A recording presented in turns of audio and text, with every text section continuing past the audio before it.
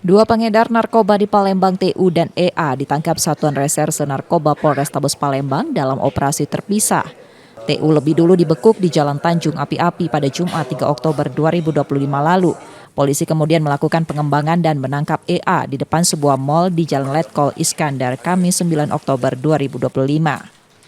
Dari kedua tersangka, petugas menyita 1,1 kg sabu.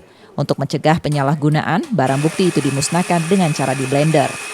Tujuannya tidak lain dan tidak bukan agar kira-kira tidak disalahgunakan barang bukti yang sudah kita lakukan penyitaan dengan harapan menghindari daripada penyalahgunaan oknum-oknum penegak hukum yang melakukan penyalahgunaan atas barang bukti jenis narkotika tersebut sendiri. Jaringan mana kalau yang tersangka ini? Yang ini di daerah Tim, di kurang lebih alamatnya TKP di mana tadi ya? Iya Mas, depan Tim ya. Jadi kita melakukan pembuntutan orang yang dicurigai dan kita mapping. Setelah kita melakukan pepasan, ternyata kita menemukan barang bukti narkoba. Buah dari perbuatannya, kedua tersangka terancam hukuman mati. Yudi Kiswanto, Kompas TV, Palembang, Sumatera Selatan.